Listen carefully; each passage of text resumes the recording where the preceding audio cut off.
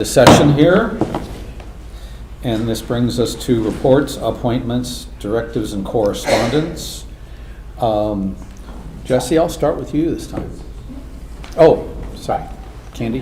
Andy. Oh, I forgot about your report. Let's let Candy start. Sorry, I'm sorry. It's fairly short and sweet this month. All right, first up is an update on our social services building project.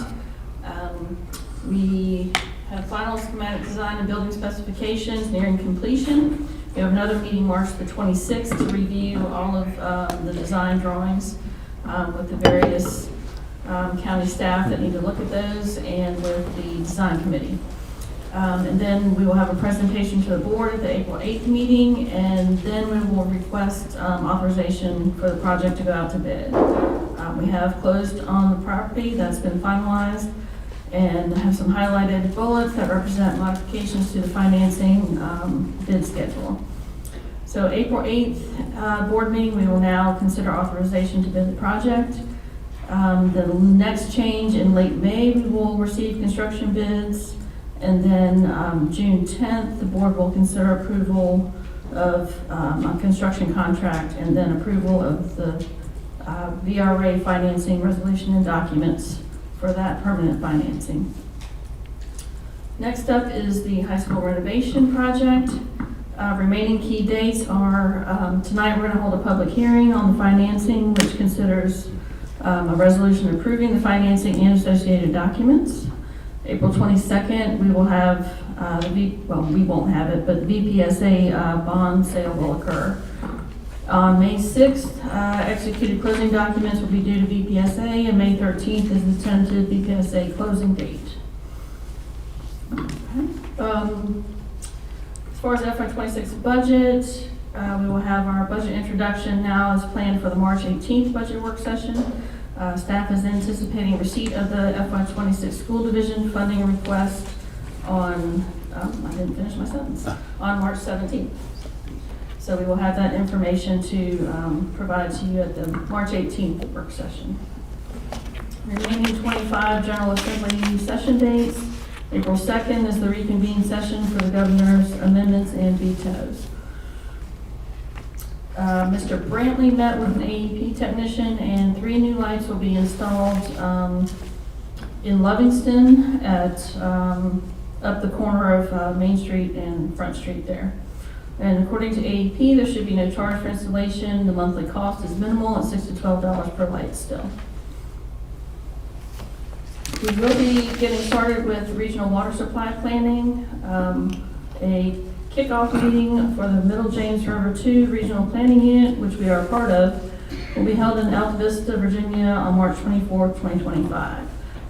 George Miller of the Service Authority and myself are the county's primary representatives, with Jennifer Fitzgerald and Amanda Spivey as designated alternates respectively.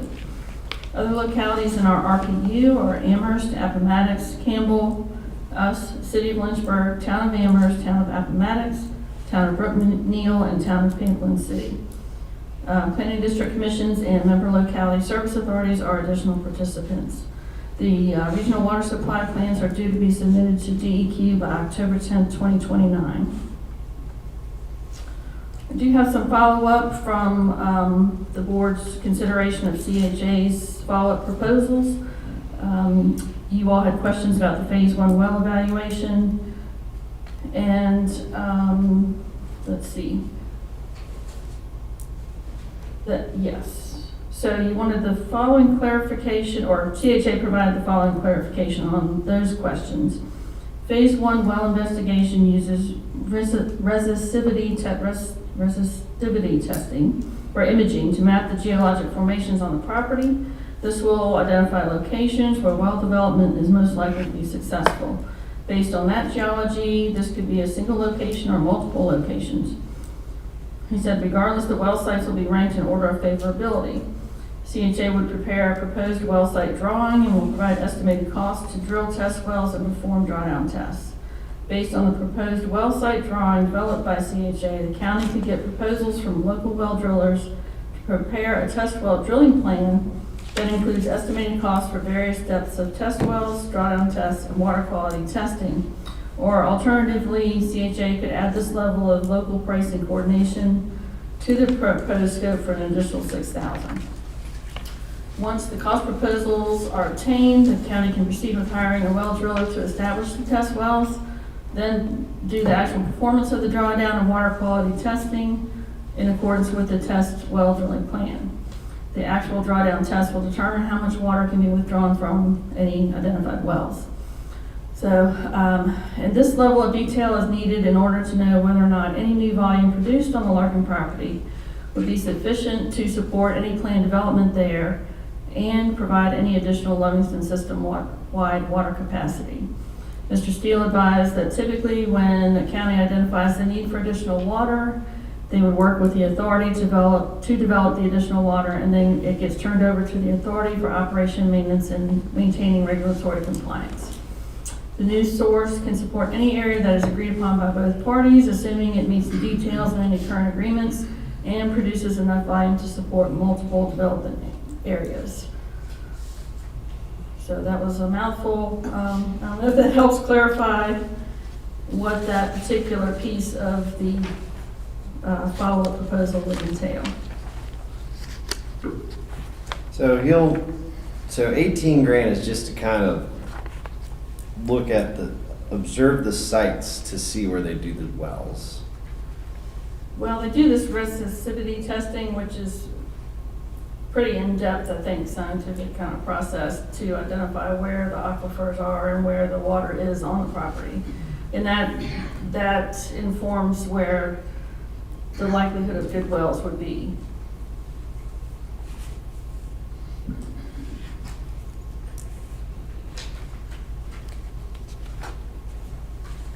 And then if we want to use local guys, it's another 6 grand. Well, for him to coordinate that whole process, it would be additional. And we could do, county staff could also do the same. I hate to beat this dead horse again, but we've talked to the service authority and they're not developing new things, and this seems like a good idea. I mean, do you know what I mean? Like, You're in the service. I felt we didn't have good communication with what they were doing. Did they know what we're doing? Well, I think we have good communication. This is going to be necessary for giving the service area the information, or the service authority, the information it would need should this be acted upon. I mean, the service authority doesn't go out and create new service areas for itself.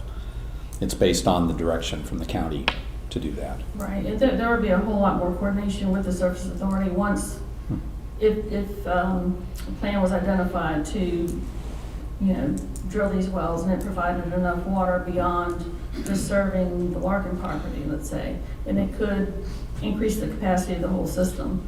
I mean, there is a whole lot of coordination that would start happening once that's determined.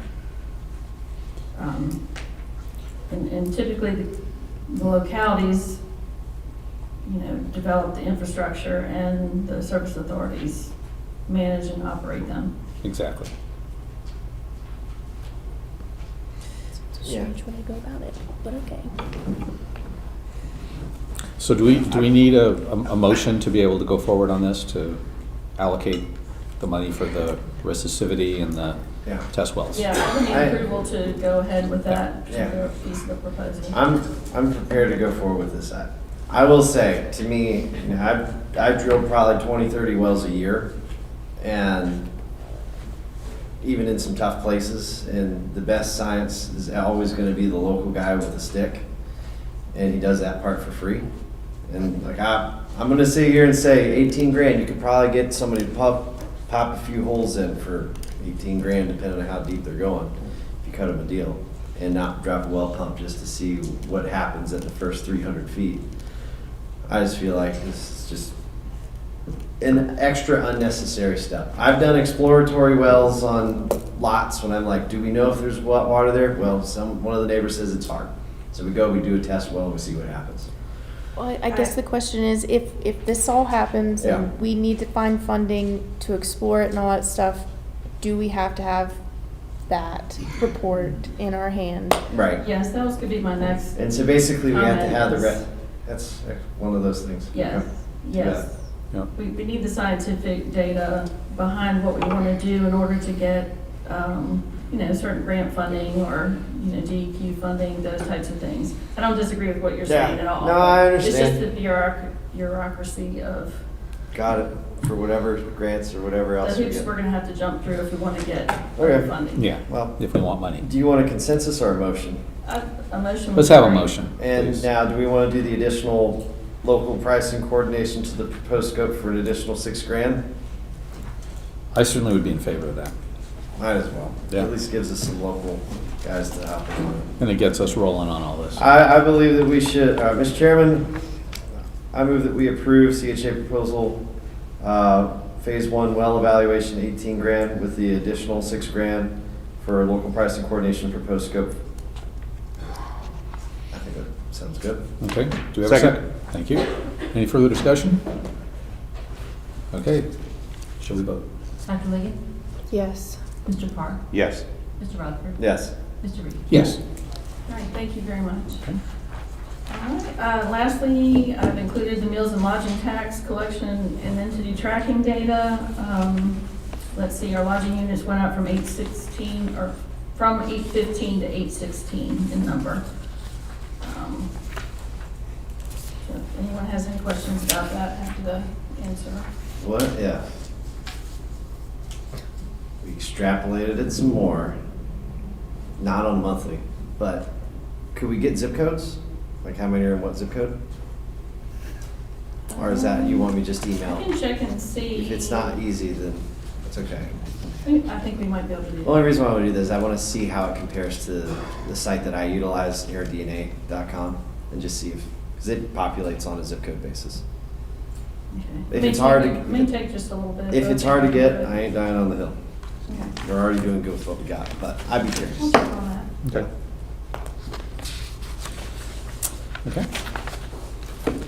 Thank you, Candy. Thank you. Okay. Board reports. Jesse, have you got any? Yeah, had TJPDC meeting the other night, had fairly good discussion about more data centers, what that future looks like.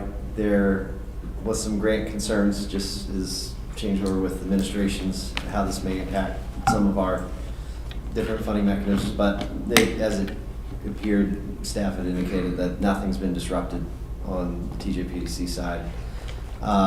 We did not have the jail board meeting because that was last month, right? We do have And- on Thursday. And I can't make Thursday because I got the regional housing partnership. Oh, right, okay. Yeah, Did you let them know? I'm gonna call them tomorrow.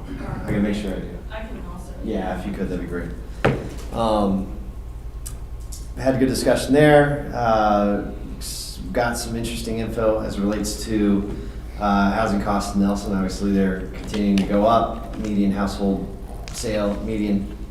sale that is in the car MLS is pretty astronomical, in the 400s.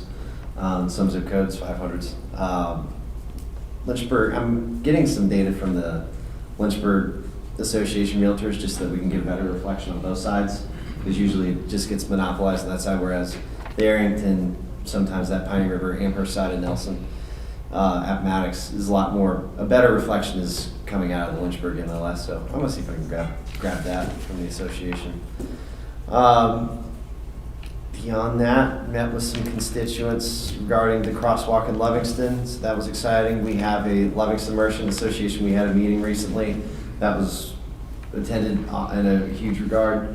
Some of us are gonna be meeting with Dylan, hopefully in the coming month, just to get an idea of what the village of Livingston's gonna look like. Kind of what some ideas are, and just get this association kind of equipped for how it wants to support Livingston throughout the zoning process. And other than that, I don't think I can think of anything right now. Okay. Okay, Dr. Ligon? We had a planning commission meeting following our joint session. We did a public hearing for special use permit, which I was surprised we weren't seeing that. Oh, it's in May, which we will be seeing in May. And then we had a battery storage project presentation, which I think actually everyone has seen now. Yeah. Y'all saw a different version. Yeah. But I will let Mr. Parr talk about his part. That's all I'm going to say about battery storage, I think. Okay. And very short meeting, lots of new people. Beyond that, that's all I got to say. Okay.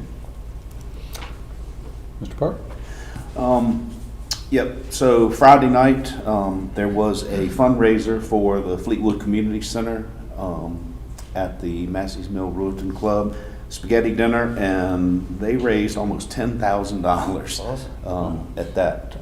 They had they had a great auction, but at the end, they were auctioning off the tubs of butter, the unopened ranch dressing, the sodas, every single thing from that kitchen went out in one form or another. Like they had bags of sodas, auctioned them off. But yeah, they raised $9,600 and some for the Fleetwood Community Center. So they threw that thing together in 2 weeks. Yeah. Fantastic.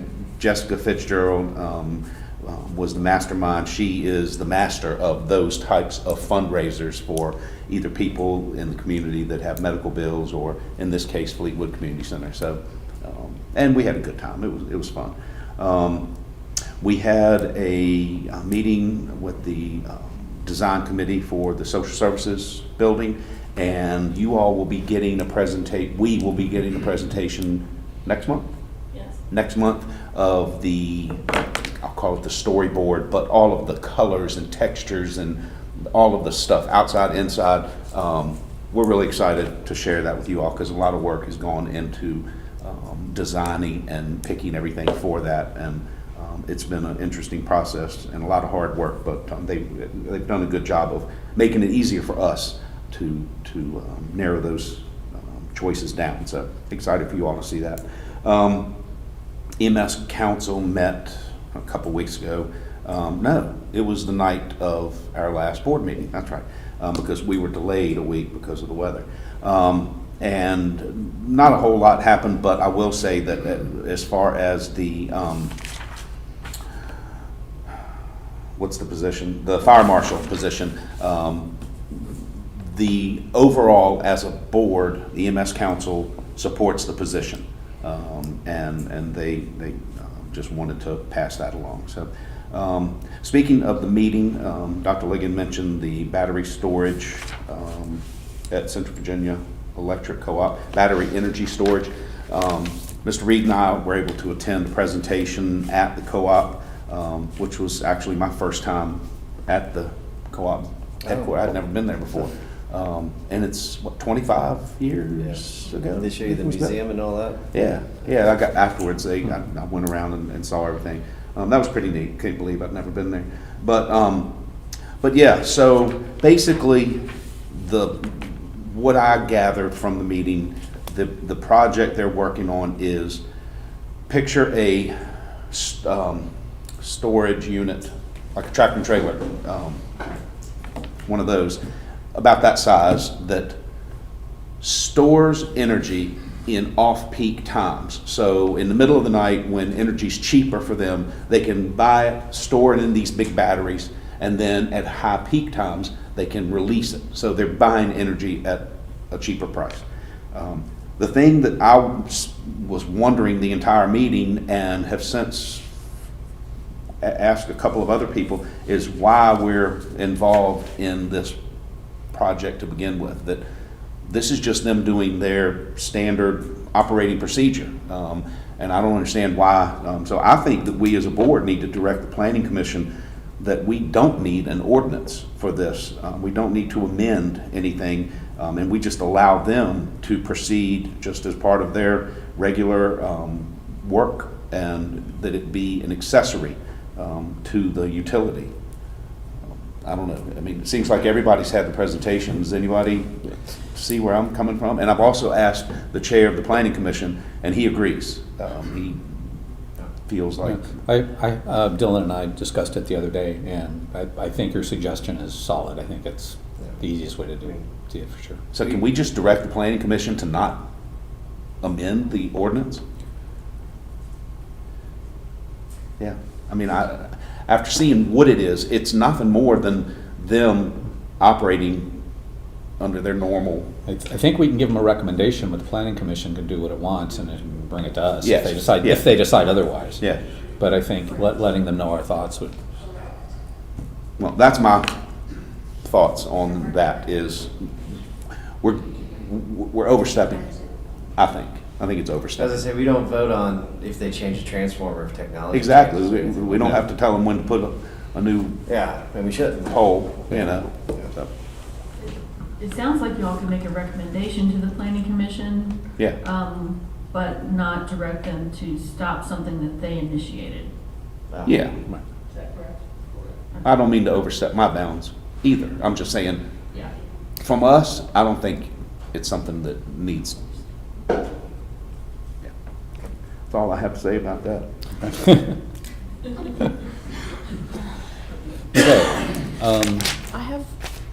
I don't think you're wrong.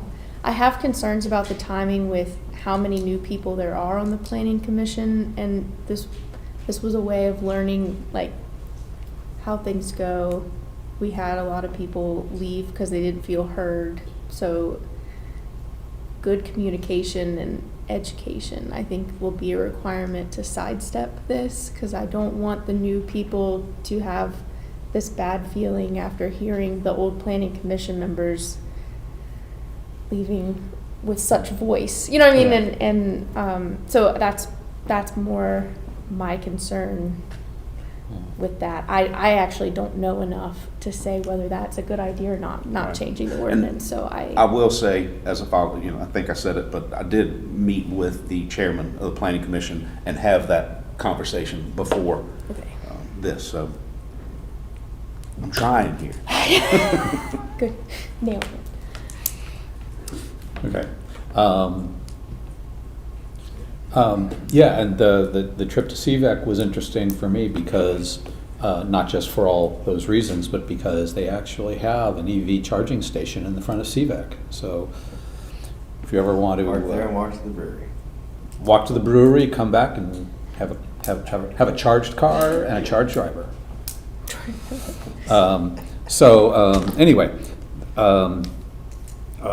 last Wednesday we had the final public meeting on the Hat and Black Creek DEQ inspired TMDL study, and the results of that study were put forth with funding opportunities and opportunities for citizens that live in those areas to take steps to try to reduce the sediment and phosphorus that's going into Hat and Black Creek.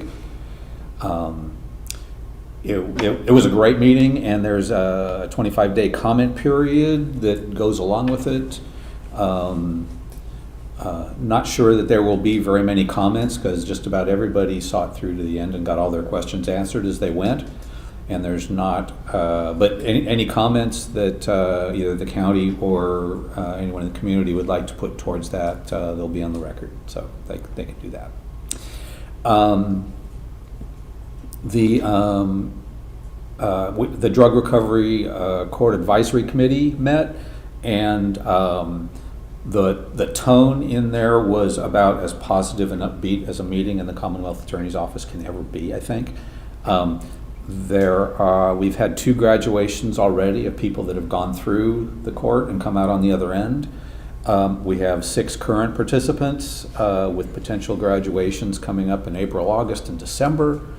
The average time it takes for someone from starting the process to graduation averages about 18 months. And so the commitment by the participant as well as all the supporting people and agencies that are a part of it is very significant. And the fact that everybody is so positive about it makes it thus far a very positive experience for everybody involved. It's been a really good thing. So just wanted to flag that as a great thing that's going on in the county now for the community. And that's all I have for reports. Which brings us to appointments. So we currently have 2 vacancies. Of course, the Economic Development Authority, Mr. Averett stepped down from the EDA to serve on the Planning Commission. We are seeking applicants, advertising that right now. That is anybody not specific to a district. We don't have any applicants at this time. Board of Zoning Appeals, Mary Cunningham's term is expiring at the end of this month. She has communicated she is not wishing to serve again. We are advertising that as well. That is a alternate position at the moment, not specific to districts either. So need applicants. If you have anybody, Yeah, send them I on. think it's likely we'll have an applicant for the EDA coming pretty soon. Okay, that'd be So, great. working on that. And that's at large, right? Yes, Yeah. both at large. One BZA question.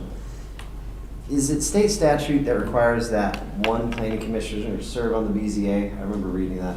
Have we rectified that or, okay. Who is it? Phil Phil Pearl Pearl. is our Okay. All right, PC member on BCA. sounds good. Okay. Correspondence, anyone on the board have correspondence to share? And directives? Okay. Hearing none, we will close the reports and go on to our closed session.